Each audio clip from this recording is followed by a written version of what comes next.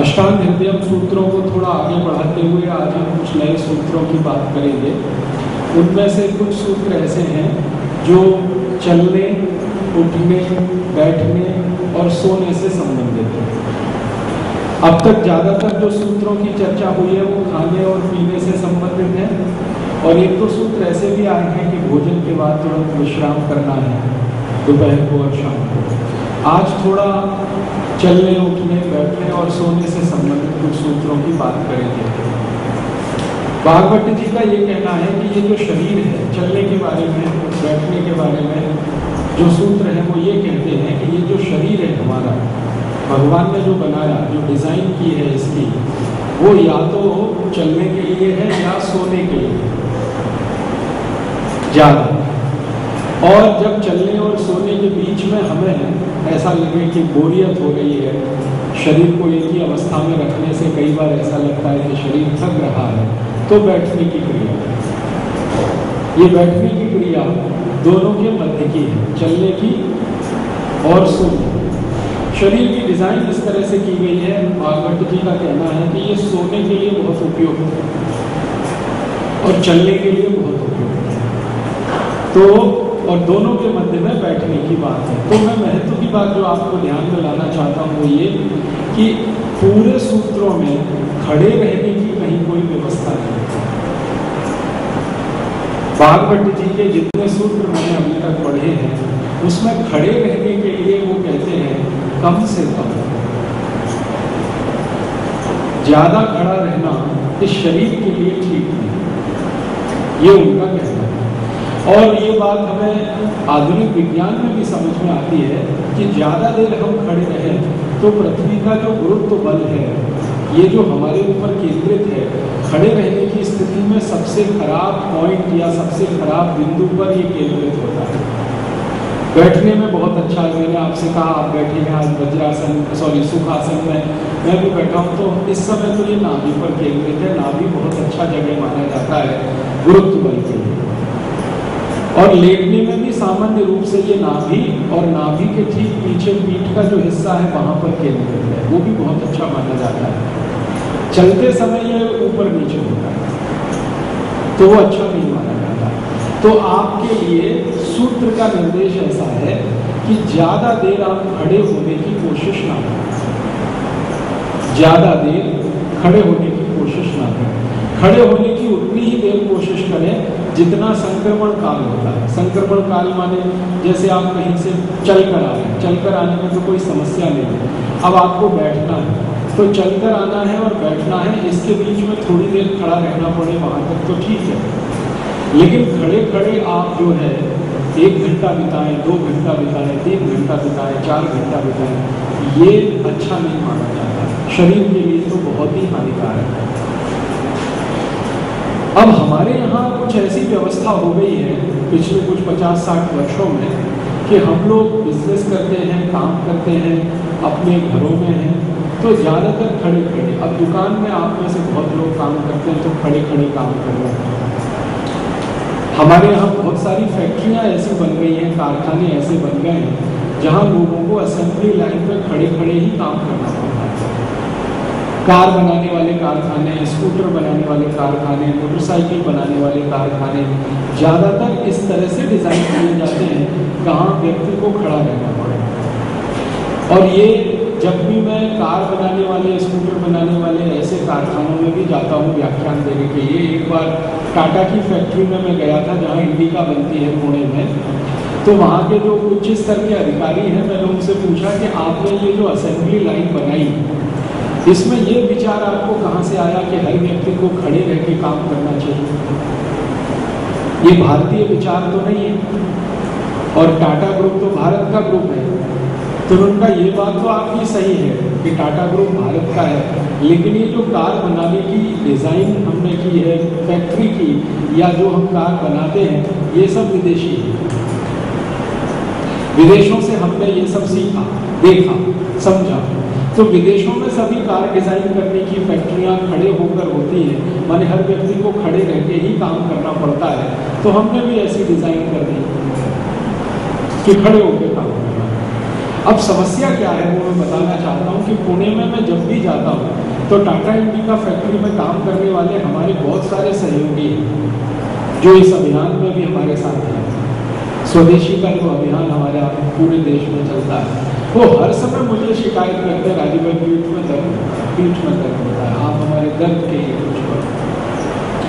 तो मैं उनको बताता रहता हूँ भाई थोड़ा चूना खा लो, कभी बता देता हूँ होम्योपैथी की ये एक आध दवा ले लो, वो लेते हैं, थोड़े दिन ठीक होता है, फिर शिकायत करते हैं दर्द होता है। अब मैं उनसे कहता हूँ कि भैया तुम्हारा दर्द तो परमानेंट है, क्योंकि तुम खड़े खड़े असेंबली लाइन पे काम करते हो 8 घंटे, कभी कभी 10 घंटे, बीच में सिर्फ 1 घंटे का तुम्हें ब्रेक मिलता है। शरीर भगवान ने डिजाइन किया ही नहीं है खड़े होने के लिए। खड़े होने वाला शरीर वो होता है जो चौपाया होता है। चौपाया माने पशुओं का जो शरीर है, जानवरों का जो शरीर है, उसकी प्रकृति आपसे थोड़ी भिन्न है। आपका शरीर ऐसे ऊर्ध्वाधर खड़ा हुआ है, उनका शरीर ऐसे क्षैतिज है, हॉरिजॉन्टल है। तो जो हॉरिजॉन्टल बॉडी होती है वो ज़्यादा देर खड़ी रहे तो समझ में आता है, लेकिन ये तो 2 पाए लोग हैं, इनको ज़्यादा देर खड़े रहने के लिए मान्यता और व्यवस्था नहीं है भारत में। आप पुराने समय का याद करिए, पुराने समय का मतलब अब से 50-100 साल पहले तक। मुझे मेरे बचपन का याद है, मेरे दादाजी या नाना जी के पास कभी भी मैं गया, वो लेटे हुए हैं या बैठे हुए हैं और मैंने कुछ खड़े खड़े बात कहना शुरू किया तो सबसे पहले वो लोग कहते बैठ, पहले बैठ फिर बात करें। तो हमारे सभी बुजुर्ग ये करते हैं, घरों में सामान्य रूप से ये होता है। हम कहीं भी किसी घर में चले जाते हैं, सबसे पहले बैठो बैठो, उसके बाद बातचीत शुरू हो। पहले बैठो, विराज, आओ, पधारो सब, बैठो सब। तो ये जो पधारना है, विराजना है, बैठना है, ये कहने वाले लोग मैं मानता हूँ बहुत वैज्ञानिक हैं, वो जानते हैं इस बात को। ये अलग बात है कि आधुनिक विज्ञान के शब्दों में वो उसको व्याख्यायित नहीं कर सकते, लेकिन उनको मालूम तो है। कैसे मालूम है? वो कहते हैं जी हमारे दादाजी ने सिखाया। उनको किसने सिखाया? उनके दादाजी ने या पिताजी ने सिखाया। तो ये दादाजी, पिताजी, नाना जी, नानी जी से आने वाला जो ज्ञान है, परंपरा से आने वाला ज्ञान है, ज्ञान तो परफेक्ट है, बस आज की 21वीं शताब्दी के हिसाब से इसका विश्लेषण नहीं हो पाया। तो मैं बार बार सोचता हूँ, जब अष्टांग हृदय के सूत्र पढ़ता हूँ और फिर अपने लोगों को मैं देखता हूँ कि वो कैसे कर रहे हैं परंपरा से, तो मुझे बहुत आश्चर्य होता है कि शायद उन्होंने जिंदगी में कभी अष्टांग हृदय नहीं पढ़ा होगा, मेरे दादाजी या मेरे नाना जी या आपके दादाजी और आपके नाना जी, लेकिन अष्टांग हृदय का ज्ञान उनके पास है, जो सूत्र के रूप में वहाँ दर्ज है वो ज्ञान उनके पास है। ये गया कहाँ से? ये शायद ऐसे ही गया होगा, किसी ऋषि महर्षि ने अष्टांग हृदय के ज्ञान को सरल सूत्रों में लोगों को बताया होगा कभी। वो पहुँचते पहुँचते लोगों तक ऐसे पहुँचा, भाई तू बैठ कर बात कर, बैठ के बात, पानी पी, बैठ के पानी पी, खाना खा, बैठ के खाना खा। ये हमें इंस्ट्रक्शंस के रूप में माता पिता, दादा दादी, नाना नानी से हमेशा मिलते रहे हैं। ये बहुत वैज्ञानिक बात है, क्योंकि शरीर की डिज़ाइन ऐसी है कि वो बैठने के लिए तो मध्य में है, सोने और चलने के लिए सबसे अच्छी है, खड़े होने की इसमें कोई व्यवस्था नहीं। अब खड़े होने की चूंकि व्यवस्था है नहीं शरीर में, तो और हम खड़े होकर ही सब काम करेंगे तो गड़बड़ होने वाली है। शरीर उसके लिए अनुमति नहीं दे रहा है, हम जबरदस्ती सब कुछ खड़े होकर करने की कोशिश करेंगे तो सारा गड़बड़ शुरू होगा, पीठ के दर्द से शुरू होगा, वो स्पॉन्डिलाइटिस तक पहुंच सकता है, वो और आगे बढ़ते हुए आपके पीठ के मणके के बीच में गैप पैदा कर सकता है। कहते हैं ना मणके में गैप आ गया, पीठ के पीछे के 2 जॉइंट्स में गैप आ गया, जगह बढ़ गई, और वो आगे बढ़ते बढ़ते वहां तक ले जा सकता है आपको कि आप 2 कदम चलने में समर्थ हैं। इसलिए भागवत जी का सूत्र है कि सबसे ज्यादा शरीर से जो काम आप लेना है वो चलने का लीजिए और आराम करने का, सोने का लीजिए। सबसे ज्यादा सोने का स्थिति में भी भागवत जी कहते हैं कि शरीर आपका काम कर रहा है। वो काम क्या कर रहा है? अगले काम के लिए ऊर्जा जुटा रहा है ताकि आप दोबारा फिर से काम जारी कर सकें। तो हमारे जो भारतीय पद्धति के हिसाब से काम चलते हैं इस देश में, वो तो अष्टांग हृदयम के सूत्रों को ध्यान में रख के ही हैं सारे। खेती के जितने काम आप होते हैं, कोई भी काम खेती का देखो, सभी कामों में या तो वो बैठ के करेंगे या तो चलते हुए। खड़े खड़े खेती में कोई काम नहीं होता। हल की डिजाइन जो की है हमारे किसानों ने, वो इस तरह से की है कि हमें चलना पड़े। सारे के सारे हलों की डिजाइन चलने के हिसाब से है। बीज बोने के लिए जो कुछ होता है वो भी सब चलने के साथ होता है।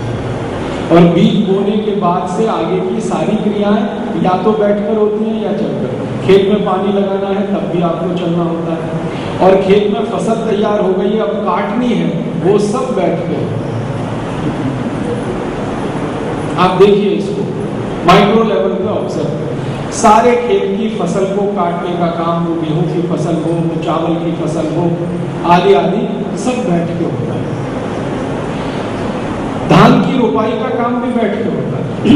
ये आजकल के मजदूरों ने थोड़ा बैठने में आधी स्थिति लाई है, झुककर लगाते हैं तो बहुत तकलीफ पाते हैं, लेकिन बैठ के अगर आप धान लगाते हैं ना तो तकलीफ नहीं आती।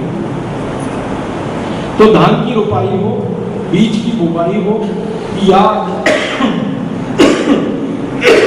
खेतों में चलने वाला हल हो, उसके बाद की पानी देने की क्रियाएं हो, या तो फसल काटने की सारी क्रियाएं हो, फिर फसल में से अन्न निकालने की सारी क्रियाएं हो। हर जगह आप देखेंगे या तो चलना होगा, बैठना होगा, चलना होगा, बैठना होगा।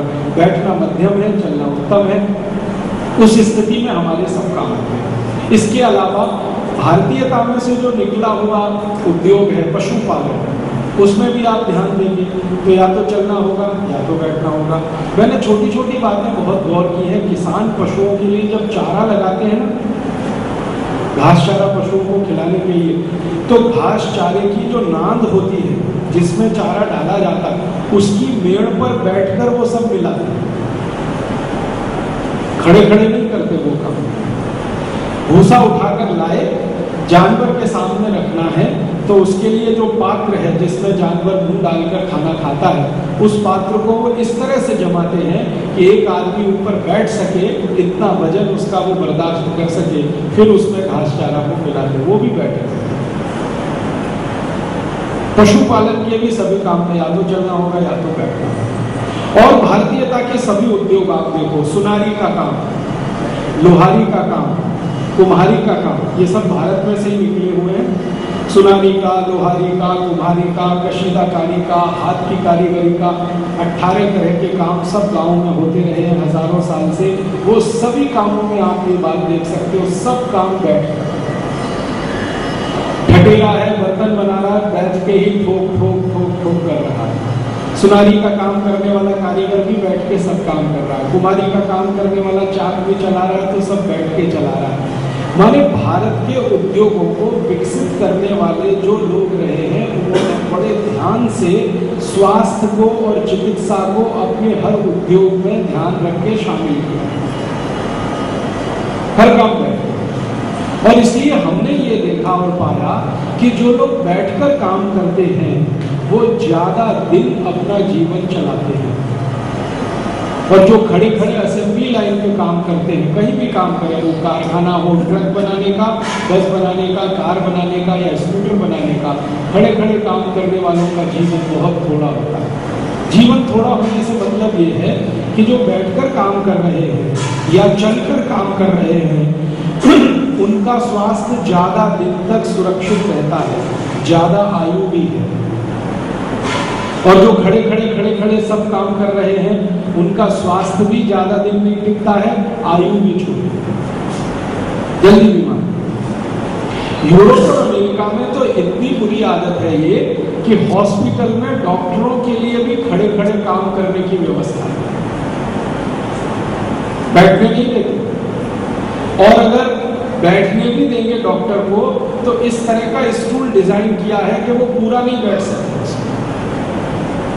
अमेरिका के हॉस्पिटल्स में आप जाइए और वहाँ के स्टूल देखिए जिन पर डॉक्टर अपना पीछे का हिस्सा टिकाकर, वो खड़े रहने की ही स्थिति होती है, बैठने नहीं देते।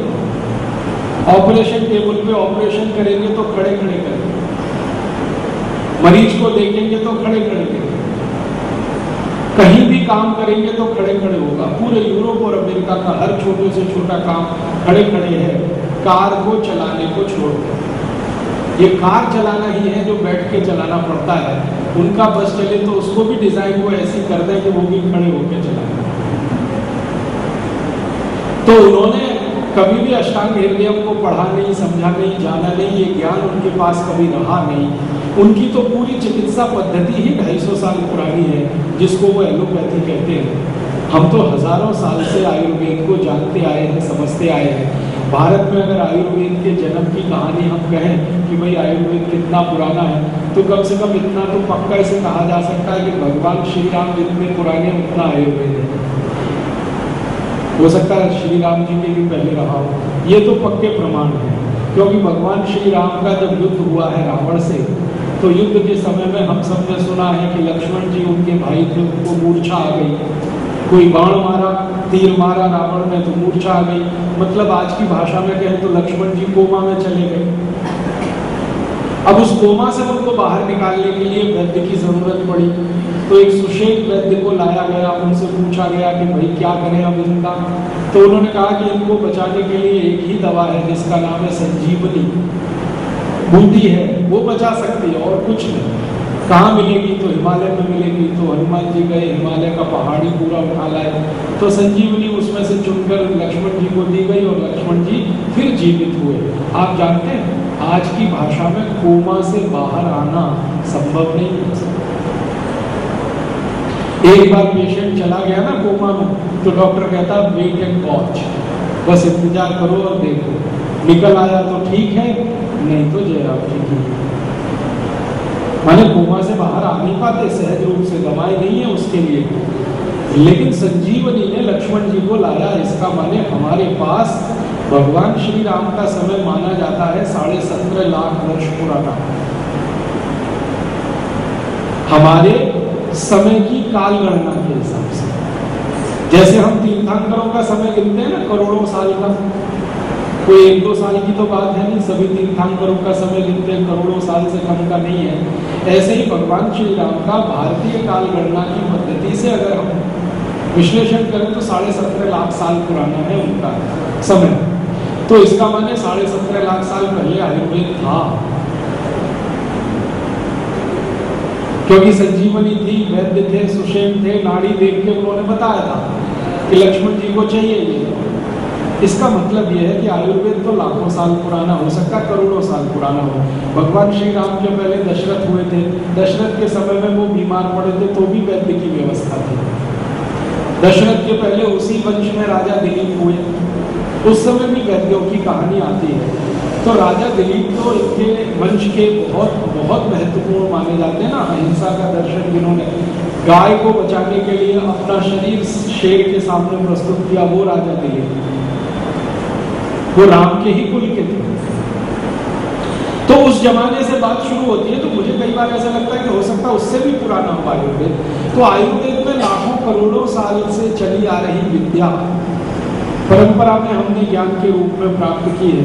तो बहुत बारीकी से हमारे यहाँ हर काम को सोचा विचारा गया है और उसके बाद वो किया गया, बहुत बारीकी से। वरना क्या मुश्किल था कि कुम्हारी का काम करने के लिए हम चाक ऐसा डिजाइन करते कि खड़े खड़े चलाना हो सकता है ना। अभी बैठ के चाक चलाते हैं, फिर कोई स्तंभ ऐसा बनाते हैं, फिर उसमें वो कीली धुरी लगाते, फिर चाक चलाते, खड़े खड़े बनाते। लेकिन हमने नहीं किया, हमने तो बैठ के किया। सुनारी के काम में भी हम ऐसा कर सकते हैं। वो फूंक मारते हैं, क्या होता है जो सबसे महत्व का काम है वो ऊपर कर ले और खड़े खड़े फूंक मारते हैं। हाँ, वो हो सकता था ना। लोहारी के काम में हम ऐसा करते, भट्टी थोड़े ऊंचे स्थान पर बनाते, उसको ढोकने के लिए खड़े खड़े पीटते ढोकते, उसको नहीं किया। हमारे भारत में जितने भी उद्योग विकसित हुए, जिनमें व्यक्ति का श्रम लग के हमने वस्तुओं को बनाना शुरू किया, सबको हमने इस हिसाब से डिजाइन किया है कि वो बैठ के हमें करना पड़े। इसी हिसाब से कल मेरी चर्चा हुई थी, रसोइयाँ भी हमारे यहाँ डिजाइन की गई कि माताएं बैठ के ही भोजन बनाए। वरना चूल्हा एक स्थान पे ऊपर ले जाके, जैसे आज हम बना लेते हैं प्लेटफॉर्म, उस जमाने में भी बन लेता। कोई पत्थर की कमी तो है नहीं इस देश में, दुनिया का सबसे बड़ा पत्थर तो यही निकलता है, ग्रेनाइट निकले, चाहे लाल पत्थर चाहे काला पत्थर, तो पत्थर ही लगाते हैं ना। तो अभी जैसे लगाते हैं वो 100 साल पहले भी लगाते अपने रसोइयों में, नहीं लगाया हमने, क्योंकि हमने दिमाग लगाया कि भैया ये सब बैठ के रखने के लिए शरीर है, या लेटने के लिए या चलने के लिए शरीर है, खड़े होने के लिए नहीं। ये महत्व की बात है। चलने के लिए एक सूत्र है, चलने का सूत्र ये है कि जब आप चलते हैं तो सूत्र ये है आयुर्वेद का, भागवत जी का, अष्टांग हृदय का, कि दोनों पांव पर बराबर वजन हो, दोनों पांव पर वजन आपका बराबर पड़े। एक पांव पर ज्यादा वजन, एक पांव पर कम वजन, अगर आप ऐसे चलेंगे तो बहुत जल्दी आप परेशान होने वाले। बराबर ध्यान रखिए कि दोनों पांव का वजन आपका समान हो, सम हो चलने के समय। अब दोनों पांव पर वजन बराबर पड़े आपके शरीर का, इसके लिए आगे का एक सूत्र है कि चलते समय सबसे पहले एड़ी रखें, उसके बाद तलवा टच करें, फिर पंजा। ये सूत्र है। जब आप चल रहे हैं, एक पैर उठा के आपने आगे रखा, तो पैर का सबसे पहले ये एड़ी वाला जो भाग है ये छूना चाहिए जमीन को, फिर इसके बाद तलवा, फिर उसके बाद पंजा। अगर इस पैर के 3 हिस्से हम कर दें तो एक हिस्सा एड़ी वाला, दूसरा तलवे वाला, तीसरा पंजे वाला। तो चलते समय जब आप एक पैर रख रहे हैं जमीन पर, तो पहले एड़ी रखिए, बाद में पंजा रखिए, फिर आप एड़ी रखिए, तलवा रखिए, पंजा रखिए। डिजाइन भी ऐसे ही की, एग्जैक्टली ऐसे डिजाइन है, तो वैसे ही रखना है। भगवान का बनाया हुआ पैर है, ये किसी कंपनी ने नहीं बना के दिया है हमको। तो वो डिजाइन करने वाला बड़ा समझदार, सोच करने वाला आदमी है या व्यक्ति है या जो भी है, उसने हमें ऐसी डिजाइन करके दी है। तो चलते समय हमेशा याद रखिए, पहले एड़ी रखें, फिर पंजा रखें, फिर तलवा रखें, फिर पंजा रखें। अब ये करना है अगर आपको, तो एक चीज के बारे में हमेशा ध्यान रखना पड़ेगा कि हाई हील के जूते नहीं पहन सकते।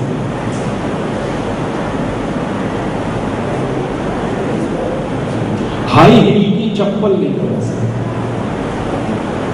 क्योंकि उसमें उल्टा खेल है, उसमें एड़ी सबसे ऊंची है और यहां चलने में एड़ी सबसे नीची है। हाई हील की सैंडल में एड़ी सबसे ऊंची है और पंजा सबसे नीचा है। तो जब भी हाई हील की आप एड़ी और सैंडल पहन के चलेंगे तो पंजा पहले आएगा जमीन पे, एड़ी बाद में। एड़ी तो छुएगी भी नहीं जमीन को, क्योंकि हील इतनी हाई। मेरे पास बहुत सारे मरीज आते हैं और वो शरीर में पीछे दर्द की शिकायत है। कई बार मैं उनको ऐसे ही बोल देता हूँ, वो समझते हैं कि राजीव भाई मजाक कर रहे हैं। मैं कहता हूँ भाई तुम्हारे दर्द के लिए कोई दवा नहीं है। तो कहते हैं क्या करो? मैं कहता हूँ बस इतना करो, जूते बदल दो। तो कैसे जूते ले लो? तो मैं कहता हूँ ऐसे जूते लो जो प्लेन है, जिनमें हाई हील, ऐसे ले हो जाएगा। मैंने कहा कर लो भाई, इसमें बुराई क्या है, जूता ही बदलना है ना, दवा नहीं खानी। बहुत सारी बहनें मेरे पास आती हैं जो आजकल के कॉलेज और स्कूल में जाती हैं, जिन्होंने फैशन बना रखा हाई हील का, सैंडल या हाई हील की, वो बहुत आती है। हिप जॉइंट्स में पेन हो रहा है, कमर में पेन हो रहा है, तो मैं उनको भी कहता हूँ जूते बदल दो, सैंडल बदल दो, हाई हील का मत पहनो, साधारण पहनो। तो जो मान जाती है, मान हो जाती है जिनको थोड़े बहुत संस्कार है अपने माता पिता के। जिनको कुछ भी संस्कार नहीं है माता पिता के, वो तो क्या फालतू बात करते हैं। हाँ, हमारी सुंदरता कम करना चाहते हैं आप। मैं बोला इसमें सुंदरता क्या है? हाई सैंडल पहनने से क्या सुंदरता होती है? तो उसमें वो कहती है लंबा बना जाता है। मैंने कहा है नहीं, आ कहाँ से जाएगा? हाइट तो वही है 4.5 फीट की, जब है ही नहीं, भगवान ने दी नहीं, तो इसको एक्स्ट्रा कहाँ से लंबा बनाएंगे आप? तो होता तो नहीं है, लेकिन उनको महसूस होता है कि हम लंबे हैं। हाँ, मन में। तो वो मन का तसल्ली जो झूठा है, वास्तविकता से दूर है, जब मैं उनको बहुत थोड़ा समझा लेता हूँ, कुछ मान जाती हैं, जो मान जाती हैं वो बदल देती है। बदलने के बाद वो खुद कहती है 15-20 दिन के बाद, हाँ हमारा दर्द तो कम हुआ, दर्द तो कम हुआ। 6-8 महीने अगर कर लिए तो फिर कहती है दर्द बंदी हो गया। क्योंकि जब मैं देखता हूँ कम उम्र में, नौजवानी की उम्र में पीठ का दर्द होना क्यों चाहिए? ये पीठ का दर्द तो हमारे यहाँ माना जाता है आयुर्वेद में 40 साल के बाद की बीमारी है। 40-45 साल जब बीत गए, कैल्शियम घटना शुरू हुआ हड्डियों में, तब ये समझ में आता है। जब कैल्शियम बढ़ने की स्थिति हो 20-22 साल 25 साल में, भरपूर कैल्शियम हो शरीर में, तब ये दर्द क्यों आना चाहिए?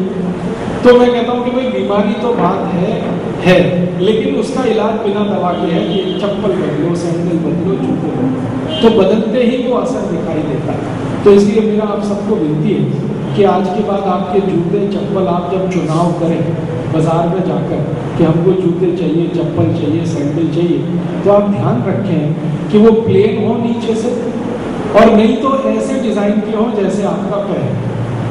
अब सोने के बारे में एक सूत्र है, महत्व का है, बहुत महत्व का है, कि सोने के लिए करवट कौन सी सबसे अच्छी है? सोने के लिए कौन सी करवट सबसे अच्छी है? किस कंडीशन में सोना सबसे अच्छा है? तो बताया ये गया है कि सबसे अच्छा सोना है पीठ के बल। आपकी पीठ जमीन के ऊपर समानांतर हो, ये सोने का आसन सबसे अच्छा है, ये बताया। तो हर समय आप कोशिश करें कि पीठ आपकी जमीन से लगी रहे और आप सो। तो जमीन से पीठ लगी रहे, इसका मतलब क्या है? आपके पीठ में पीछे जो रीढ़ की हड्डी है ना, इसका उभरा हुआ हिस्सा, आप अगर हाथ लगाएंगे तो इसमें एक तो अंदर घुसा हुआ हिस्सा है और उभरा, ये उभरा हुआ हिस्सा जमीन के संपर्क में रहना चाहिए। फिर आपके कंधे में आप हाथ लगा के देखिए, दो उभरे हुए हिस्से दोनों कंधे में हैं, वो जमीन में टिक जाना चाहिए। फिर आपके दोनों हिप्स हैं, ये जमीन पर टिक जाने चाहिए। फिर आपके पाँव की ये पिंडलियां हैं, ये पूरी तरह से जमीन पर टच होनी चाहिए। और पिंडलियों के बाद की ये स्थिति जंघाओं की है, ये जमीन पर टच होनी चाहिए। और अंत में आपकी एड़ी जमीन पर टच होनी चाहिए। तो जमीन पर टच होने वाला जो हिस्सा है सोते समय, उसको मैं फिर से दोहराता हूँ। एड़ी, पिंडलियां, जंघाओं के नीचे का हिस्सा, फिर आपके दोनों हिप्स, फिर आपकी रीढ़ की हड्डी का बाहर का उभरा हुआ हिस्सा, फिर आपके दोनों कंधों में बाहर निकला हुआ हिस्सा, और आपके सिर का ये आखिरी हिस्सा। ये है आपके सोने की सबसे अच्छी स्थिति। इस स्थिति में अगर आप सोना प्रारंभ करें या प्रयास करें, बार बार प्रयास करने से कोई भी चीज आती है, तो ये सबसे अच्छा है सोने के लिए आसन, सबसे अच्छा है। अब इसकी शुरुआत में क्या कर सकते हैं?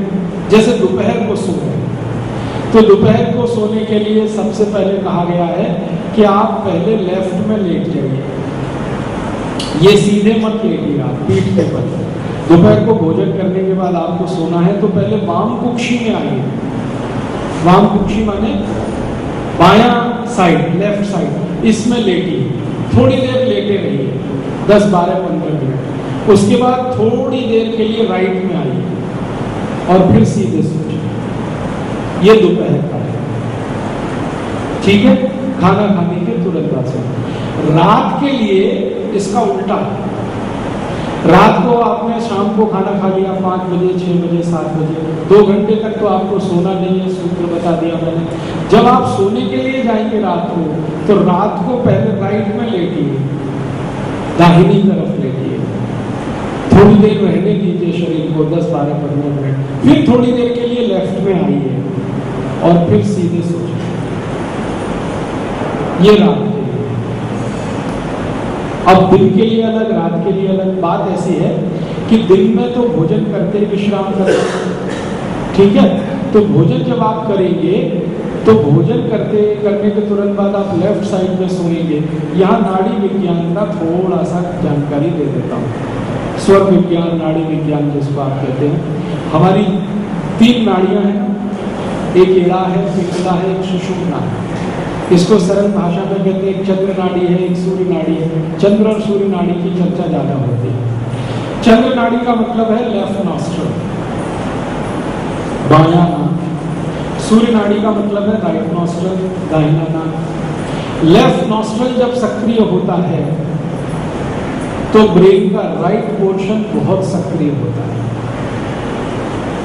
मस्तिष्क के भी दो भाग हैं, बायां और दायां। जब हमारी बाईं नाक चलती है, नाड़ी आप जानते हैं समय समय पे चलती है, 15-20 मिनट एक चलेगी, 15-20 मिनट दूसरी चलेगी। तो जब बाईं नाड़ी चल रही है, नाक चल रही है, चंद्र नाड़ी चल रही है, तो आपके मस्तिष्क का दाहिना हिस्सा बहुत सक्रिय है। और जब दाहिनी नाड़ी चल रही है, सूर्य नाड़ी चल रही है, तो मस्तिष्क का बायां हिस्सा बहुत सक्रिय होता है। मस्तिष्क का जो दाहिना हिस्सा है ये पचने की क्रिया से संबंधित है, पाचन की क्रिया से संबंधित है। मस्तिष्क का दाहिना हिस्सा किस किस चीज से संबंधित है? सबसे ज्यादा पचने की क्रिया से संबंधित है। दूसरा, गाली देना, गुस्सा करना, मारामारी करना, किसी का मर्डर कर देना, किसी को अपमानित कर देना वगैरह वगैरह, ये जितने भी दुर्गुण हैं वो सब दिमाग के दाहिने हिस्से से उपजते हैं। लेकिन दाहिने हिस्से से एक सद्गुण भी उपजता है, पेट के पाचन की क्रिया बढ़ाने का। और मस्तिष्क का जो बायां हिस्सा है उसमें प्रेम है, वात्सल्य है, अपनापन है, सौहार्द है, दूसरे के प्रति सम्मान की भावना है। ये सब मस्तिष्क के बाएं हिस्से से संचालित है।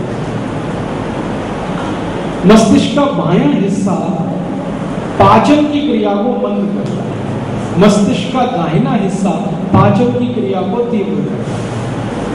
दोपहर को हमने भोजन किया है, भोजन करते ही हम आराम करना चाहते हैं और पाचन क्रिया भी तीव्र करना चाहते हैं, इसलिए नियम बनाया गया कि बाईं तरफ सो जाओ। जैसे ही लेफ्ट करवट में आप लेटेंगे, बाईं करवट में आप लेटेंगे, तुरंत दाहिनी नाड़ी शुरू हो जाएगी, सूर्य नाड़ी शुरू हो जाएगी। बाईं तरफ लेट के देखो, आज ही कर लें। अगर आपकी अभी लेफ्ट नॉस्ट्रल चल रही है ना, चंद्र नाड़ी, आप बाईं तरफ लेट जाओ, 2-3 मिनट में ही सूर्य नाड़ी शुरू हो जाएगी। सूर्य नाड़ी शुरू करनी है क्योंकि पाचन तेज करना है। इसलिए दोपहर के भोजन के बाद कहा गया कि आप बाईं करवट लेटें। अब शाम को क्या है? शाम को नियम यह है कि 2 घंटे बाद ही लेटना है भोजन के। तो पाचन की एक क्रिया तो पूरी हो ही गई, 1.5 घंटे वाली, तो ऐसे पाचन की तीव्रता कोई चाहिए नहीं। इसलिए रात को कहा गया भोजन के बाद 2 घंटे काम वाम करके फिर विश्राम करने के लिए जाएं, तो दाहिनी तरफ लेटें। दाहिनी नाड़ी जब चलेगी, दाहिनी तरफ जब आप लेटेंगे तो चंद्र नाड़ी चल पड़ेगी। चंद्र नाड़ी के बारे में मैंने बताया, प्रेम, वात्सल्य, अपनापन, शांति, मन में शांति, चित्त में शांति, शरीर में शांति, ये सब बाईं नाक से है। सॉरी, लेफ्ट ब्रेन में है ये सब कुछ, मस्तिष्क के बाएं हिस्से में ये सब कुछ है।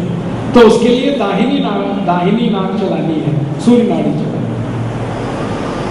इसलिए शाम को लेटने की क्रिया एक तरफ है और दोपहर को लेटने की क्रिया दूसरी है। तो लेटते समय, आराम करते समय इसका ध्यान रखें। दोपहर को खाने के बाद आराम करना है तो पहले बाईं तरफ लेटें, फिर थोड़ी देर के लिए दाहिनी, फिर सीधी। और रात को लेटें तो पहले दाहिने लेटें, थोड़ी देर लेटे रहें, फिर बाईं तरफ, फिर सीधा। ये सीधा ही सोना है अंत में आपको। और कहा गया है कि आप पीठ केवल 6 घंटे की नींद अगर ले लेते हैं तो उससे अच्छी कोई नींद नहीं है। पीठ केवल 6 घंटे की नींद अगर हो गई तो आप जान लीजिए इससे अच्छी कोई नींद नहीं। अब इसमें क्या होता है, आप तो सो जाते हैं लेकिन दिमाग तो नहीं सोता है। दिमाग क्या करता है, 1-1.5 घंटे में, कभी कभी 2 घंटे में पोजीशन थोड़ी थोड़ी बदलता रहता है, करवटें आप बदलते रहते हैं। एक ही स्थिति में 6 घंटे नहीं सोते हैं। मैंने मेरे ऊपर ऑब्जर्व किया है, 1.5 घंटे में दिमाग बदल देता है पोजीशन, थोड़ी देर। 1.5 घंटे की एक साइकिल है। आप एक ही तरफ सीधे सो रहे हैं ना, 1.5 घंटे सो पाएंगे। कोई लोग 2 घंटे सो लेते हैं, फिर उसके बाद एक करवट बदल के वापस दूसरी करवट में आकर फिर सो सकते हैं अगले 1.5-2 घंटे। तो 3-4 साइकिल ऐसी चलती है, 6 घंटे की नींद उसमें होती है। अब आपको ध्यान ये देना है, जो महत्व की बात है कहने जा रहा हूं मैं, कि पीठ की रीढ़ की हड्डी का उभरा हुआ हिस्सा, आपके दोनों हिप्स, और फिर कंधे का उभरा हुआ हिस्सा, फिर ये आपकी पिंडलियां, फिर ये सब, ये भूमि के संपर्क में है। ये महत्व की बात सोते से। तो ये भूमि के संपर्क में कब होगा? क्योंकि आप जब सोएंगे गद्दे पे, आप जब सोएंगे बेड पे, तब तो ये भूमि के संपर्क में नहीं हो सकता। आप अगर बेड पे सो रहे हैं, डबल बेड पे सो रहे हैं, सिंगल बेड पे सो रहे हैं, तब तो ये भूमि के संपर्क में नहीं आने वाला, क्योंकि बेड के बीच में पृथ्वी और हमारे शरीर के बीच में क्या आ गया? कुचालक आ गया, लकड़ी आ गई, बेड आ गया, लोहा आ गया। लोहा तो फिर उतना कुचालक नहीं है, कंडक्टर अच्छा है, लेकिन लोहे के ऊपर जो गद्दा आ गया, गद्दा रोई का, ये तो बेड कंडक्टर ही है, तो पूरे कुचालक है। आयुर्वेद कहता है कि सोते समय आपके पीठ में और जमीन के बीच में कोई ऐसी चीज रहनी चाहिए जो सेमी कंडक्टर हो तो बहुत अच्छा, ज्यादा कुचालक भी नहीं हो, ज्यादा सुचालक भी ना हो। इसलिए कहा गया है कि जमीन पर कुश की चटाई बिछाकर सोना सबसे अच्छा। कुश जानते हैं? कुश एक घास है, एक खास तरह की घास है। हाँ, भगवान राम भी वही बिछाते थे। भगवान राम का 14 साल का जो वनवास का जीवन है, उसमें हमेशा उन्होंने कुश की चटाई पर ही सोया। अब आप कहेंगे ये कष्ट का जीवन है। आयुर्वेद कहता है इससे ज्यादा आराम की सोने की व्यवस्था हो नहीं सकती। कष्ट नहीं है, आराम की व्यवस्था। आराम आपको तब सबसे ज्यादा मिलता है जब रीढ़ की हड्डी के दोनों उभरे हुए हिस्से, दोनों हिप्स, पिंडलियां और जंघाएं और कंधा और ये जमीन के संपर्क में हो, तब सबसे ज्यादा आराम मिलता है। करके देख लीजिए, एक शवासन होता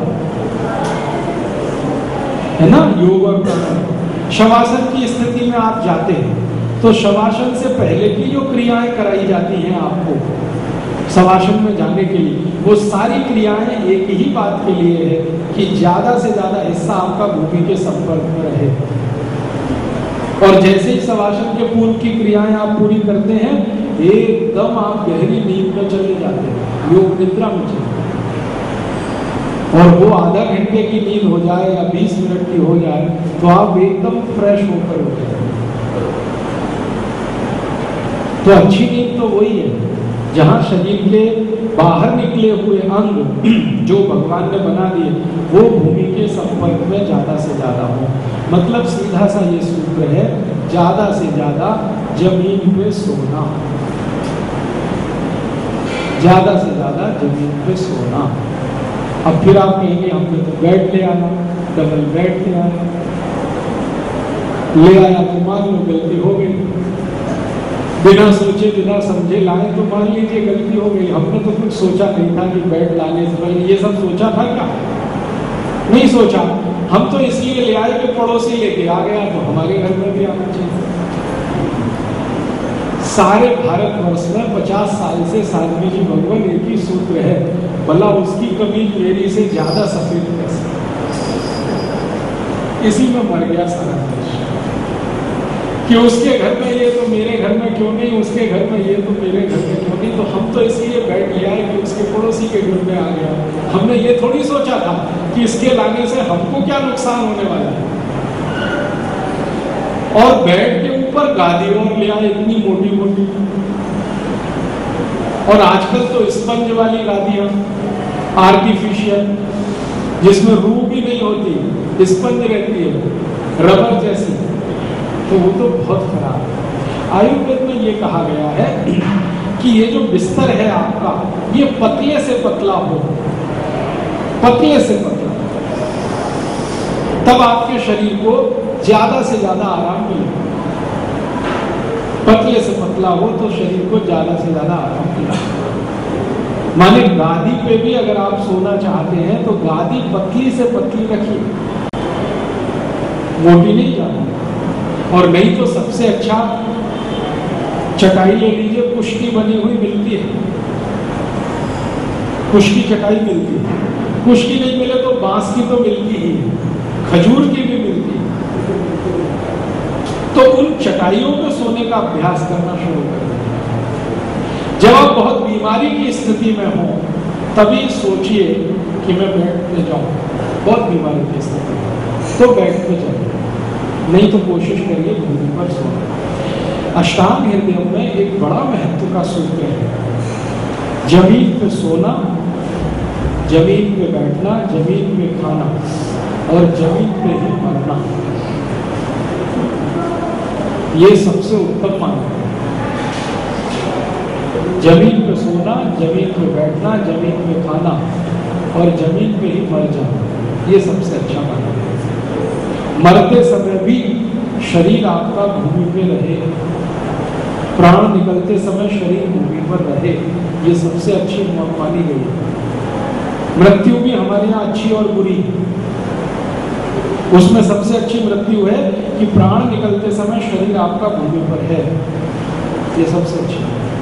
लेकिन आजकल ये होने नहीं देते डॉक्टर हमारी ऐसे, ये तो भर्ती कर देते हैं आईसीयू में, हाँ जबरदस्ती, कुछ जरूरत नहीं है लेकिन ठोक दो आईसीयू में, डाल दो, कम से कम बिल तो बनेगा। 2 दिन 4 दिन 6 दिन जब तक प्राण नहीं निकलेंगे बिल तो बनता ही जाएगा, तो वो तो डाल देते हैं आईसीयू में। और आईसीयू में तो बेड है और वो बेड भी मशीन चालित है, जबकि कहा गया मरते समय आप भूमि पे रहें। मुझे मेरे पुराने बचपन का याद है, मेरे दादाजी की मृत्यु हो रही थी, मैं उनके सामने था, तो बार बार एक ही बात कह रहे थे, अनकॉन्शियस थे, माने सेमी कॉन्शियस थे, अनकॉन्शियस नहीं कहना चाहिए, थोड़ा ध्यान था, थोड़ा चला गया था यहाँ। वो बार बार कह रहे थे मुझे जमीन पे ले लियो, हमारे भाषा में, हमारे उत्तर प्रदेश की भाषा, मुझे जमीन पे ले लेना, मेरे आखिरी प्राण जमीन पे निकलने चाहिए। वो चारपाई पे लेटे हुए बार बार यही कह रहे थे। तो हमने कहा चलो ले ही लेते हैं, उनके होश रहते हुए। जैसे ही हमने उनको जमीन पर रखा और उनके प्राण माने तब तक प्राण नहीं निकले जब तक वो चारपाई पे लेटे। कुछ इच्छा थी उनकी, ऐसी भावना थी। ये सभी बुजुर्गों में होती है, हम देखते हैं, लेकिन हम उनकी इच्छा का ये भी सम्मान नहीं करना चाहते।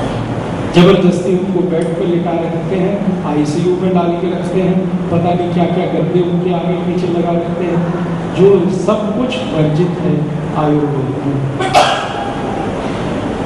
आयुर्वेद में एक बहुत बड़ा अध्याय है अष्टांग हृदय में, बच्चों के जन्म का, कि जन्म कैसे होना चाहिए, प्रसव की स्थिति क्या होनी चाहिए। तो उसमें कहा गया है एक सूत्र में, समय आएगा तो वो भी बताऊंगा विस्तार से, कि बच्चे का जन्म बैठी हुई स्थिति में हो तो सबसे अच्छा। प्रसव, कोई भी माँ का प्रसव बैठी हुई स्थिति में हो तो सबसे अच्छा, माने भूमि के संपर्क में है वो सबसे अच्छा। प्रसव की भी वही स्थिति है, लेकिन आज हमारे यहाँ वो भी संभव नहीं हो पा रहा है, क्योंकि हम ज़्यादातर प्रसव बेड पे कराते हैं, बिस्तर पे कराते हैं वगैरह वगैरह। हॉस्पिटल में तो सब वही होता है, लेकिन आयुर्वेद के अष्टांग हृदय में बहुत स्पष्ट निर्देश है कि माँ अगर जमीन पर है, बैठी हुई स्थिति में है तो सबसे आसान होगा। लेकिन अगर बैठने की स्थिति में नहीं है माँ, तो अर्ध बैठी हुई स्थिति में हो, नहीं तो लेटी हुई स्थिति में हो जमीन पर।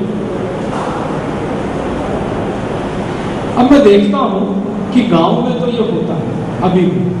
भारत के 70-80% गांव के जो लोग हैं, जिनकी गरीबी के कारण वो बेड नहीं खरीद सकते हैं, गद्दा नहीं खरीद सकते, उन सभी घरों की माताएं जमीन पर ही प्रसव करती हैं उनके बच्चों के लिए, क्योंकि चारपाइयाँ भी घर में नहीं होती हैं। और मैंने देखा है कि उनके बच्चे हमारे शहरों में पैदा हुए बच्चों से बहुत ज़्यादा स्वस्थ और तंदुरुस्त दिखाई देते हैं, जबकि खाने पीने को भी इतना नहीं मिलता। वो बच्चे नंग धड़क खेलते रहते हैं, कपड़े भी पहनने को नहीं है, मिट्टी में लौटते रहते हैं, इधर उधर गीले रहते हैं, पानी में, मिट्टी में, फिर भी मुझे दिखाई देता हमारे शहर वाले बच्चों से स्वस्थ दिखते हैं, खुश दिखते हैं, प्रसन्न दिखते हैं, आनंद में ज्यादा दिखते हैं। कारण उनके ये हैं, छोटे छोटे कारण हैं लेकिन गंभीर हैं। तो आप कोशिश करिए अपने जीवन में ये 4 नियम तो जरूर। बैठने की ज़्यादा से ज़्यादा कोशिश भूमि पर करिए, सोने की ज़्यादा से ज़्यादा कोशिश भूमि पर करिए, खाना खाने की कोशिश ज़्यादा से ज़्यादा भूमि पर करिए। और आप भी ये संकल्प लेके मन में रख लीजिए कि भाई मरेंगे तो जमीन पर। अपने बच्चों को, पोते पोतियों को बोल के रख दीजिए कि भाई मेरा तो किए जाए, दुष्कर्म मत कर, आईसीयू में तो भर्ती मत करा, जाना तो सबको ही है, ये शरीर तो सबको ही छोड़ना है, तो आईसीयू में छीछा लेदर हो शरीर की क्यों करना पाए। मृत्यु उतने ही आनंद से हो जितने आनंद से जन्म हुआ है, क्योंकि जीवन और मृत्यु सच है, सबके सामने आते ही हैं। तो हम हमारी कोशिश में ये ध्यान रखें, आज के आधुनिक हॉस्पिटल और डॉक्टर्स के चक्कर में इस स्थिति में कम से कम फंसे, क्योंकि अंतिम समय में भी वो डॉक्टर छोड़ेगा नहीं था। हाँ, मर गया है, पेशेंट की नाड़ी चली गई है, बीपी कहेगा यार वेंटिलेटर पर रख के देखो शायद आ जाए, नाड़ी चली गई है, मालूम है, मुझे मालूम है, हम सबको मालूम है, लेकिन डॉक्टर जैसे कह देता है एक बार तो रख के देख लो वेंटिलेटर पे, आपकी भी इच्छा जवान हो जाती है, भाई रख ले चल हो सकता। और वो वेंटिलेटर पे डेड बॉडी को रखता, 2-4 दिन रखा रहता, फिर कहता ओ आई एम वेरी सॉरी, मैं उनको नहीं बचा पाया, वो रखने से पहले ही मर चुके थे। आजकल के डॉक्टर अब डॉक्टर नहीं रह गए हैं, चिकित्सक नहीं रह गए हैं, वो व्यवसायी हैं, कॉमर्शियल हैं, और इतने कॉमर्शियल कि मरे हुए शरीर को भी वेंटिलेटर पर रखते हैं और मरे हुए शरीर को भी ऑपरेशन करते हैं। बहुत होते हैं, हर शहर में ऐसे सैकड़ों उदाहरण, यहाँ चेन्नई के मैं दे सकता हूँ। बड़े बड़े हॉस्पिटल जो नामी गिरामी है ना, जहाँ आप बड़ी श्रद्धा से जाते हैं, लाखों रुपए जहाँ खर्चा होता है, वो भी इसी धंधे में लगे, चाहे वो चेन्नई में हो, चाहे दिल्ली में हो, चाहे मुंबई में हो, चाहे हैदराबाद में हो। तो मेरी तो आपको हाथ जोड़कर विनती है कि आप अपने लिए ये मत करवाना, घर वालों को बोल देना कि अंतिम समय जब दिखने लगे तो कम से कम आईसीयू ना लेके जाएं, हॉस्पिटलाइज ना करें, घर में ही रखें। और घर में तो सब व्यवस्थाएं हो सकती हैं, आप जिनवाणी सुन सकते हैं, मंत्रों के पाठ आपके आसपास हो सकते हैं, वहाँ आईसीयू में कौन करेगा, वो तो घुसने ही नहीं देते, वो शीशा लगा के रखते, यहीं से देखो आगे मत जाओ। तो न जिनवाणी की कोई व्यवस्था हो सकती है, ना मंत्रों का पाठ हो सकता है, ना उसके कान में ऐसी कोई बात जा सकती है जो जानी चाहिए मरते समय, ताकि अगला जन्म अच्छा हो। तो कम से कम आप अपनी मृत्यु को अपने हिसाब से तय करके जाना है यहाँ से। और मेरा निवेदन है, थोड़ा जिनके घर में ज्यादा पैसा है उनके घरों में ये चोचले बहुत है, क्योंकि पैसा है ना, तो आस पड़ोसी वाले घर लगते हैं, अरे इतना कंजूस, बाप के लिए ये भी नहीं कर सकता। हाँ? आपका दिल दिमाग तो संतुलित है, आप तो चाहते हैं कि मेरे पिताजी जिनवाणी सुनते हुए यहाँ से प्रयाण करें, लेकिन आस पड़ोसी नहीं करने देते। वो कहते इतना कमाया, बाप के लिए इतना भी नहीं कर सकता। अरे वो बाप के लिए कुछ भी कर सकता है, लेकिन ये दुष्कर्म क्यों कराना पैसे खर्च करके। तो पड़ोसियों के चक्कर में मत आना। मुझे तो कई बार लगता है कि हमारे पड़ोसी कहीं हॉस्पिटलों के कॉमर्शियल एजेंट तो नहीं हो गए, कोच नहीं रहते, ले नहीं गए, अपोलो नहीं लेके गए, उसमें नहीं लेके गए, एस्कॉर्ट में लेके नहीं गए, वो दिल्ली नहीं ले गए, ऑल इंडिया इंस्टीट्यूट वहां भी तो जाते हैं, वो पीजीआई नहीं ले गए आप चंडीगढ़। भैया मुझे मालूम है, पिताजी भी कह रहे हैं कि अब मैं जाने वाला हूँ, मुझे भी मालूम है वो जाने वाले हैं, तो जाना तो है ही। अब वहां लेके जाऊं, भागा भागी करूं, लाखों रुपए खर्च करें, वहां भी वो जाएंगे ही, लेकिन मृत्यु तो अच्छी नहीं होगी, नसीब नहीं है। तो मृत्यु तो अच्छी नसीब हो उनको। तो आप ध्यान रखें, मरते समय जमीन, भूमि, खाना खाते समय, बैठते समय, सोते समय, उठते समय कोशिश करें ज्यादा से ज्यादा भूमि का इस्तेमाल हो। ये 3-4 सूत्र। थोड़ा आगे बढ़ता हूँ और 1-2 सूत्र की बात करता हूँ, फिर साध्वी जी का प्रवचन होगा। हमारे जीवन में चलते समय, बैठते समय, उठते समय, खाते समय, पीते समय, इन सब चीज़ों के लिए बार बार कहा गया जमीन पर बैठ के ही कोशिश करनी है। एक तो परिस्थिति ऐसी है जिसमें आप अपवाद कह सकते हैं, वो मैंने बोला था कि जब बहुत ऐसी गंभीर बीमारी आ गई हो, जिस बीमारी में शायद आपको गादी पे ही सोना पड़ता हो या बिस्तर पे ही जाना पड़ता हो, तो वो अपवाद है, वो एक्सेप्शन है, लेकिन रूल नहीं है। कई बार ऐसा होता है कि हर रूल का कोई ना कोई एक आध एक्सेप्शन हो सकता है, हर नियम का कोई एक आध एक्सेप्शन हो सकता है, तो वैसे ही ये ध्यान रखना है आपको। एक मैं आपको जानकारी देना चाहता हूँ कि आप जब अपने जीवन में घर से बाहर निकले, घर से बाहर निकले चलने के लिए आप अपने घर से कोशिश कर रहे हैं, तो अष्टांग हृदयम में भी ये है और नाड़ी विज्ञान में भी ये है, आयुर्वेद के बहुत बड़े बड़े पंडितों ने भी ये कहा कि घर से निकलते समय पहले दाहिना पैर बाहर, आपके घर की दहलीज, क्या कहते हैं, दहलीज कहते हैं, और शायद एक और शब्द देहरी कहते हैं, देहरी, दहलीज। आपके घर की दहलीज लांघ रहे हैं, माने घर से बाहर आप जब जा रहे हैं, तो कोशिश करें दाहिना पैर आपका पहले बाहर निकले। सामान्य लोग, कुछ लोगों के लिए उल्टा भी है कि बाएं पैर बाहर, लेकिन सामान्य लोगों के लिए सामान्य स्वास्थ्य को ध्यान में रखकर ये एक नियम मैं कहना चाहता हूं कि आप कोशिश करें कि दाहिना पैर आपका बाहर निकले। कैसे? सोच के निकले, घर से जब भी बाहर निकले ये सोच के निकले कि मेरा दाहिना कदम में बाहर रखूंगा, उस हिसाब से स्टेपिंग कैलकुलेशन कर लें, जहाँ से निकलकर देहरी तक आपको जाना है, तो कोशिश करें। मंदिर में प्रवेश कर रहे हैं तो उसके लिए भी यही करें, मंदिर में प्रवेश करें तो पहले आपका दाहिना कदम मंदिर में पड़ना चाहिए। घर से बाहर निकल रहे हैं तो दाहिने कदम से बाहर निकले, वापस घर आ रहे हैं तो भी दाहिने कदम पहले घर में अंदर आना चाहिए। तो आप अपने स्टेपिंग को अगर ध्यान रखेंगे तो ये नियम सहजता से पालन हो सकता है। हम ध्यान नहीं रखते हैं, कोई भी कदम हमारा बाहर पड़ जाए, कोई भी कदम अंदर पड़ जाए, वो हमारे मन में रहता। अब ये दाहिना कदम बाहर रखना चाहिए, इसका माने आपकी चंद्र नाड़ी चलनी चाहिए, सीधी सी बात, घर से बाहर चंद्र नाड़ी चलनी चाहिए। मंदिर में दाहिना कदम हम अगर हम रख रहे हैं, इसका माने सीधा है, चंद्र नाड़ी चलनी चाहिए।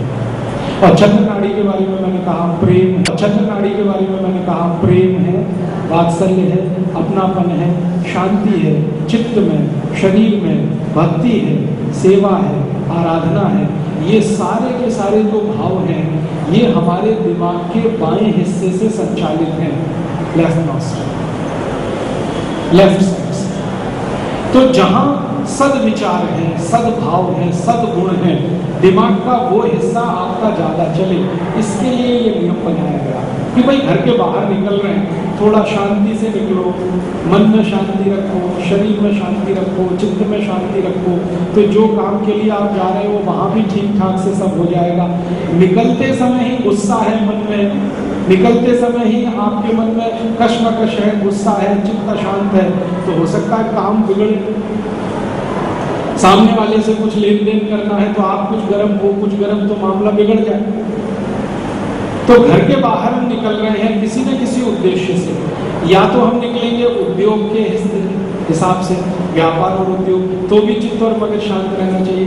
मान लो हम सेवा के लिए भी निकलेंगे घर से, तो भी चित्त और मगज शांति रहना चाहिए। और मान लो पूजा और उपासना और आराधना के लिए निकलेंगे, तो भी चित्त और मगज शांति रहना चाहिए। इसलिए कहा गया निकलते समय कोशिश करें दाहिना कदम निकले। मंदिर में प्रवेश कर रहे हैं तो दाहिने कदम से मंदिर में प्रवेश करें। अगर किसी दुकान में प्रवेश कर रहे हैं व्यापार के लिए, धन के लिए, आपके अपनी जीविका के लिए, तो भी दाहिने कदम से प्रवेश करें। तो कोशिश करें, ज्यादा से ज्यादा कोशिश किसी ऐसे पवित्र स्थान पर जाए। हाँ, इसी सूत्र का उल्टा है, इसी सूत्र का उल्टा है कि जैसे किसी मजबूरी में, मैं नहीं कहता आपको, किसी मजबूरी में आपको सिनेमा घर में जाना पड़ रहा है तो बाएं कदम से प्रवेश करें। मजबूरी शब्द मैंने सारथी जी की उपस्थिति के कारण लगाया, नहीं तो मैं और ज्यादा बोलता इसमें भूल गए।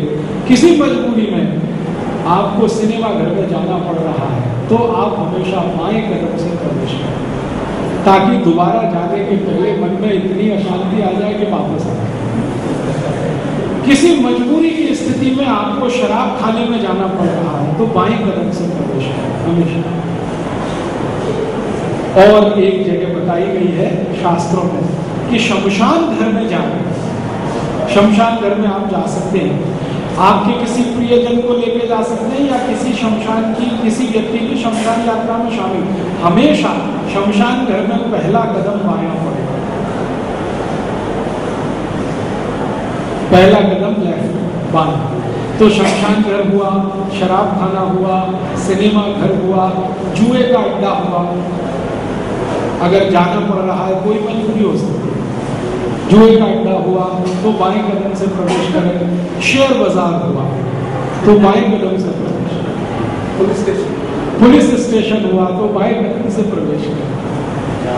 अब ये शेयर बाजार और पुलिस स्टेशन बागवती जी ने नहीं लिखा, बागवती जी ने ये लिखा है कि जीवन में जिन चीजों को आप नहीं चाहते लेकिन मजबूरी में आपको करनी पड़ती है। आप नहीं चाहते कि आप जुआ खेलें, लेकिन कोई मजबूरी ऐसी है कि आपको खेलना पड़ रहा है। आप नहीं चाहते कि आपके खून पसीने की कमाई शेयर में लगाएं, लेकिन किसी मजबूरी में लगानी पड़ रही है। आप नहीं चाहते कि आप शराब पिए, लेकिन किसी मजबूरी में आपको शराब पीने के लिए जाना पड़ रहा है। तो जहां कोई काम आपको मजबूरी में करना पड़ रहा हो, दिल तो नहीं चाहता, अंतरात्मा तो नहीं कहती कि मत करो मत करो मत करो, हर समय अंतरात्मा हमें टोकती है, लेकिन हम किसी मजबूरी के वश प्रमाद के वश वो कर ही रहे हैं तो बायां कदम उसमें पहले आए। ये है पूरी बात। अब इसमें पुलिस स्टेशन, शराब खाना ये मैंने जोड़ दिया इसलिए कि जल्दी समझ में आ जाए। सारे बुरे काम जहां होते हैं, दुनिया भर के बुरे कर्म जहां होते हैं वहां बाएं कदम से ही प्रवेश करें। और जहां सब सदकर्म होते हों, मंदिर है, देवालय है, जिनालय है, घर है, हमारा व्यापार का अड्डा है, माने जहां व्यापार हमारा होता है, व्यापार का केंद्र, हर अच्छे कर्म के लिए दाहिना कदम। दाहिना कदम से माने लेफ्ट ब्रेन आपका एक्टिव रहे, बायां कदम माने राइट ब्रेन एक्टिव हो, ताकि वो आपको परेशान इतना करे कि दोबारा आप वहां ना जाए। ये आपको ध्यान। तो आज के कुछ सूत्र मैंने आपको चलने, सोने, उठने, बैठने और क्या उपस्थित सभी चेन्नई नगर के नागरिक बंधुओं, अष्टांग हृदयम के एक अध्याय की तरफ मैं आपको लेके चलता हूँ। आज बिल्कुल नया अध्याय है, नए सूत्र हैं, वो है पंचगव्य चिकित्सा के बारे में। अष्टांग हृदय में पंचगव्य चिकित्सा, गोमूत्र चिकित्सा, गाय के जो भी उत्पाद मिलते हैं, गोबर है, गोमूत्र है, दूध है, दही है, घी है, उससे होने वाली चिकित्सा के बारे में कई सूत्र हैं। उनमें से एक सूत्र ये है कि ये जो गाय है, गाय का मतलब भारत की गाय, देशी गाय। हमारे देश में आज की स्थिति में दो तरह की गाय उपलब्ध हैं। एक तो विदेशी गाय जिसको जर्सी गाय कहते हैं, और एक देशी गाय जो भारतीय नस्ल की गाय है। देशी गाय का मतलब होता है जिसके कंधा निकला रहता है, ऐसे करके पीठ पर अगर आप देखेंगे तो ऐसे करके कंधा निकला हुआ, वो देशी गाय है। और जिसकी पीठ एकदम ऐसी सपाट है वो जर्सी और विदेशी गाय है। तो जब भी मैं गाय बोलूँगा तो आप तुरंत ध्यान रखना वो देशी गाय है, क्योंकि हमारे शास्त्रों में जर्सी गाय का कहीं कोई वर्णन नहीं है। जर्सी गाय है भी भारत की नहीं है, ये बाहर से यूरोप के देशों से आई है, फिर इसको क्रॉस कर करके यहाँ पर इस स्थिति में पहुँचाया गया है। तो अष्टांग हृदय में ये कहा गया है कि देशी गाय का जो मूत्र है वो पित्तनाशक, वातनाशक और कफनाशक तीनों काम एक साथ करता है। पूरे ब्रह्मांड में, पृथ्वी जगत पर ऐसी बहुत कम दवाएं हैं जो एक साथ ये तीनों काम करती हों। वात को भी, पित्त को भी, कफ को भी, तीनों को शांत करे, ऐसी बहुत कम दवाएं हैं। उनमें से ये एक है गाय का मूत्र। तो कहा गया अष्टांग हृदय में कि गोमूत्र का आप अपने जीवन में उपयोग करें। बहुत सारी बीमारियों में गोमूत्र का उपयोग आप करें। अब हम हमारे जीवन में ये देखें कि ये गाय के मूत्र में वात, पित्त और कफ तीनों का नाश करने की क्षमता क्यों है, कैसे है, जबकि दूसरी दवाओं में ये नहीं है। बहुत सारी अच्छी अच्छी दवाएं या तो वात का नाश करेंगी, या पित्त का करेंगी, या कफ का करेंगी।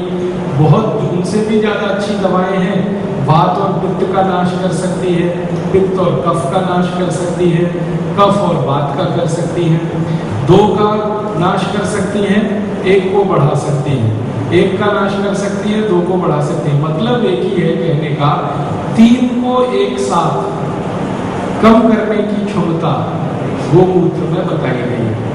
तीनों को, वात, पित्त, कफ, तीनों की बीमारियों से लड़ने की ताकत गाय के मूत्र में है। कारण उसका क्या है? सबसे बड़ा कारण तो ये है कि गाय संपूर्ण शाकाहारी जीव, और शाकाहारी जीव होने के कारण गाय का जो भोजन है वो जमीन से उगने वाला सारा का सारा भोजन है। आप जानते हैं हमारे जमीन में, धरती में घास उगती है, हमारे जमीन में बहुत तरह के अन्न और धान्य उत्पन्न होते हैं। तो अन्न और धान्य का जो ऊपर का हिस्सा है फल वाला, वो तो हम खा लेते हैं या पक्षी खा लेते हैं, और उसका बीच का जो हिस्सा है वो गाय के लिए उपलब्ध होता है। मतलब यही है कि जो आप खा रहे हैं गाय भी लगभग वही खा रही है। आपको फल वाला हिस्सा अनुकूल पड़ता है तो आप उसको पका के तैयार करके खा लेते हैं। गाय के लिए अनुकूल है बीच वाला हिस्सा, तो उसको काट कर चारे के रूप में हम उसे खिलाते हैं। मैंने आपसे थोड़े दिन पहले बोला था कि ये जो पृथ्वी है, इस पृथ्वी में सभी तरह के सूक्ष्म पोषक तत्व हैं जो हमारे शरीर को जरूरत होते हैं। हमारे शरीर को चलाने के लिए कैल्शियम की ज़रूरत है, फास्फोरस की ज़रूरत है, ऐसे 18 सूक्ष्म पोषक तत्व चाहिए। इस पृथ्वी में सबके सब उपलब्ध हैं। गाय को भी ऐसी ही जरूरत होती है, जैसी हमारी ज़रूरत है वैसी गाय की ज़रूरत है। गाय को भी सभी तरह के सूक्ष्म पोषक तत्व चाहिए, कैल्शियम भी चाहिए, फास्फोरस भी चाहिए। तो गाय को ये सारे के सारे